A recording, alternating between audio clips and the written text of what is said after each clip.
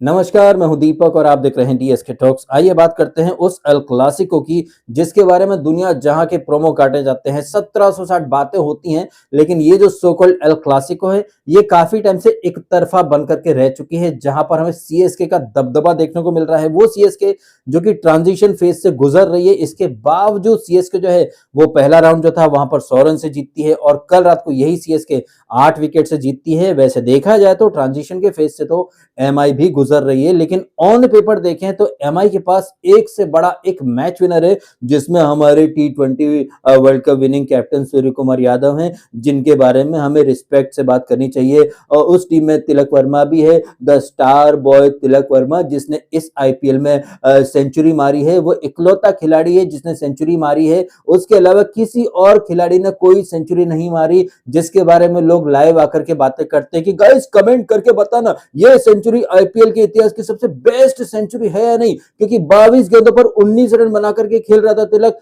लेकिन फिर यही तिलक वर्मा जो है वो बाद में कंबल कुटाई करता है और सेंचुरी बनाता है, जिसकी बदौलत मुंबई इंडियंस की जो टीम है वो आईपीएल 2026 जो है वो जीत गई है। ख्याली पुलाव में ख्याली खिचड़ियां लोग पकाते रहते हैं और लोग जो कि सारी चीजों को देख रहे हैं, पता नहीं कौन से बहकावे में आ जाते हैं कि उन लोगों की हाँ में हाँ मिलाने लगते हैं कि हाँ भाई तिलक की सेंचुरी बेस्ट है। और सिर्फ फैन ही नहीं बल्कि स्टार स्पोर्ट्स या जियो हॉटस्टार के जितने लोग हैं वो भी तिलक वर्मा की सेंचुरी को इतना हाइप करते रहे, लेकिन उस सेंचुरी से इसका मुंबई इंडियंस का कोई फायदा तो नहीं हो पाया। आप लोग तब भी टेबल में नीचे से टॉप कर रहे थे, आप लोग अब भी टेबल में नीचे से टॉप कर रहे हो, जहां पर आप फिलहाल नंबर 9 पर बैठे हुए हो। और वो सीएसके की टीम जो कि शुरू में काफी बकवास लग रही थी, लेकिन इस टीम ने अच्छा कमबैक करा है और अब तो नौबत ये आ चुकी है कि ये जो टीम है यानी सीएसके, ये प्लेऑफ में आने के लिए दरवाजा खटखटा रही है। नंबर 6 की पायदान पर बैठी हुई है सीएसके। वही मुंबई इंडियंस जिसमें माहिका का आशिक यानी कि हार्दिक पांड्या, जिसने कि वर्ल्ड कप जीतने के बाद बड़े बड़े दावे कर रहे थे कि मेरी लाइफ में जब से माइका आई है सब कुछ अच्छा चल रहा है, माइका के साथ जो कुछ मैं करता हूं उसका फायदा जो है मुझे ग्राउंड पर मिलता है, mica is the secret of my power, तमाम तरह की बातें करके माहिका माहिका माहिका हर जगह माहिका को क्रेडिट दिया। अब ये जो मुंबई इंडियंस का डाउनफॉल हो रहा है, क्या इसका क्रेडिट या इसका बिल जो है वो माहिका पर फाड़ेगा? जी नहीं, बिल्कुल नहीं, जी नहीं, बिल्कुल नहीं। यहां पर हार्दिक पांड्या और उसका जो बड़ा वाला जो पीआर है वो अलग नैरेटिव बनाएंगे कि भाई बाकी के जो सीनियर खिलाड़ी है ना वो अंडर परफॉर्म कर रहे हैं। देखो बाकी के जो खिलाड़ी हैं, चाहे बुमराह हो, सूर्य कुमार यादव ने तो खास तौर पर कसम खा रखी है कि वो हार्दिक पांड्या की कैप्टनसी में बिल्कुल भी परफॉर्म नहीं करेगा। लेकिन आप ये चीजें बोल नहीं सकते, क्यों? क्योंकि सूर्या भाई ने यानी कि हमारे सूर्या दादा ने वर्ल्ड कप जिताया है, तो डीएसके उनकी रिस्पेक्ट करो।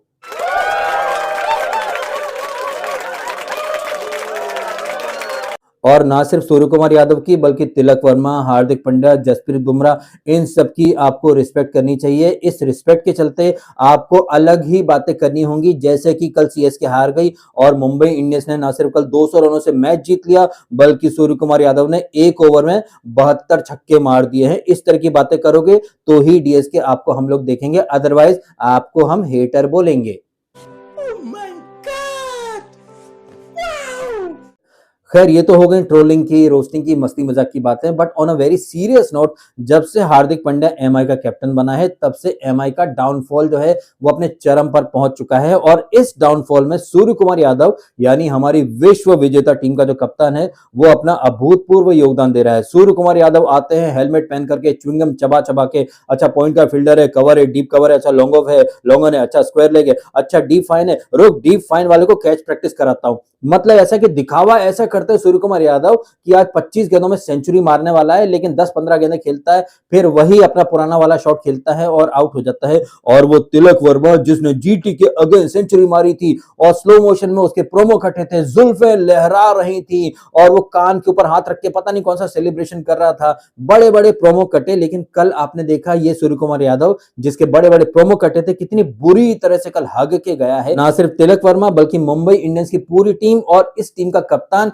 यानी कि हार्दिक पांड्या, जो कि वर्ल्ड कप में बड़ा जबरदस्त ऑरा दिखाता था। लोग बोला करते थे भाई हार्दिक पांड्या रियल लाइफ का ऑरा फार्मर है। ऑरा और हार्दिक पांड्या वो एक दूसरे को रिप्रेजेंट करते हैं, लेकिन यही ऑरा फार्मर यानी कि हार्दिक पांड्या कल के मैच में भाई साहब 78 के स्ट्राइक रेट से रन बनाता है।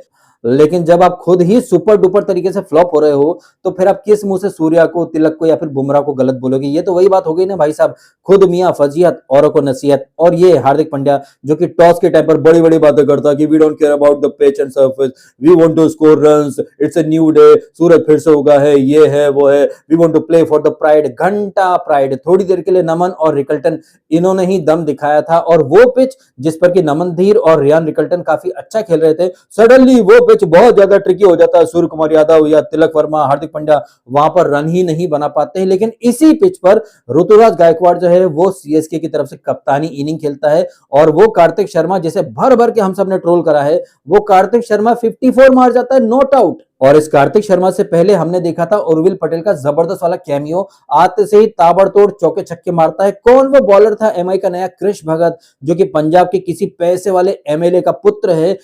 क्योंकि जिस तरह से उर्विल पटेल ने इस कृष भगत के एक ओवर में चौके छक्के मार मार के इस भगत का भुर्ता बना दिया था, ये तो आपने देख ही लिया। तो हम समझ सकते हैं कि टैलेंट के बेसिस पर तो इसका कृष भगत का सिलेक्शन नहीं हुआ है। जाहिर तौर पर अंदर खाने में सेटिंग से, बाप का कनेक्शन, उस कोटे से ये बंदा टीम में आया है। तो कहने का मतलब यह है मेरा कि जब आपने अच्छे खिलाड़ी लिए ही नहीं है तो आप जीतना कैसे डिजर्व करते हो? बॉलिंग में सिर्फ बुमराह और गजफनार इन दोनों ने फाइट दी, अदरवाइज हर कोई फ्लॉप हुआ, वो भी उस पिच पर जहां पर अंशुल कंबोज सीएसके का वो 3 विकेट लेता है, नूर अहमद 2 विकेट लेता है। लेकिन उसी सो कॉल्ड ट्रिकी पिच पर और बहुत ही डिफिकल्ट कंडीशंस में बुमराह, बोल्ट, विल जैक्स और वो कृष भगत, ये लोग विकेट नहीं ले पाते हैं भाई साहब। और सीएसके जो है वो आराम से टारगेट को अचीव कर लेते हैं, मात्र 2 विकेट गंवाते हैं और 8 विकेट से सीएसके वाले ये मुकाबला जीत जाते हैं।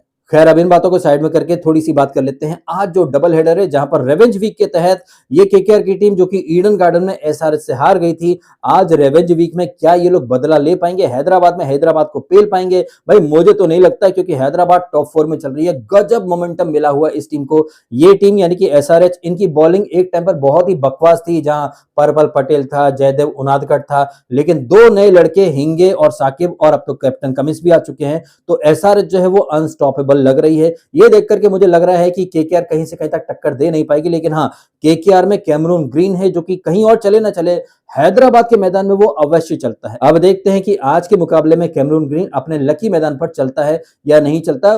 वहीं शाम का जो मैच है वो है अहमदाबाद में जीटी और पंजाब के बीच में। ये जीटी जो कि पहले राउंड में पंजाब से हार गई थी चंडीगढ़ के मैदान में, अब देखते हैं कि रेवेंज वीक के तहत जीटी वाले बदला लेते हैं या नहीं ले पाते हैं, क्योंकि हमें भूलना नहीं चाहिए जीटी ने अभी आरसीबी को हरा दिया है, जबकि यही जीटी पहले राउंड में आरसीबी से बेंगलोर में हारी थी। अब देखने वाली बात यह होगी कि ये जीटी यानी कि गुजरात टाइटंस, जिन्होंने इसी मैदान पर थोड़े दिन पहले आरसीबी को पटकनी दी है, क्या जीटी की टीम उसी मोमेंटम को बरकरार रख के पंजाब को पस्त कर पाएगी या नहीं कर पाएगी? ओवरऑल प्रेडिक्शन की बात करें तो मुझे ऐसा लग रहा है कि दिन के मैच में एसआरएच जो है वो आराम से जीत जाएगी, और शाम के मैच में पंजाब, जो कि पिछला मुकाबला हारी जरूर है आरआर से, लेकिन पंजाब की टीम बहुत अच्छी टीम है, ऑन पेपर और ऑन ग्राउंड दोनों ही जगह पंजाब जो है वो जीटी पर भारी पड़ रही है, तो पंजाब की टीम जीतेगी ऐसा मेरा मानना है। बाकी बीसीसीआई वालों की या फिर आईपीएल वालों की जो स्क्रिप्ट है, वहां पर वो कब क्या कर दे भाई, इसके बारे में कोई कुछ नहीं कह सकता। बट ओवरऑल प्रेडिक्शन यही है मेरा कि दिन के मैच में एसआरएच जीत रही है और शाम के मैच में जो है पंजाब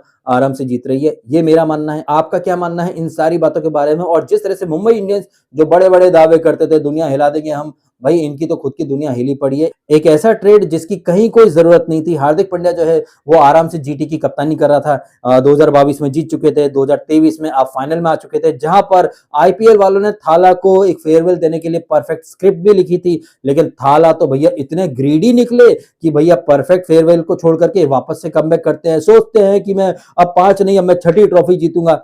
इस चक्कर में थाला ने अपने पैर पर ऐसी कुल्हाड़ी मारी और उस कुल्हाड़ी ने थाला को ऐसा जख्म दे दिया है जो कि भरने का नाम ही नहीं ले रहा है। रोज खबरें आती है कि थाला का जख्म भर गया है, थाला फिट है, थाला खेलेंगे, लेकिन आपको वही कहानी दिखाई दे रही है कि थाला को सिर्फ पब्लिक को चूतिया बनाने के लिए ग्राउंड में लाया जाता है और फैन जो है वो चूतिया बन भी जाते हैं। खैर, इन सारी बातों के ऊपर आपकी जो भी प्रतिक्रिया है कमेंट करके अवश्य बताइएगा। फिलहाल आपने समय निकाला, वीडियो देखा, आपका बहुत बहुत धन्यवाद। Thank you so much.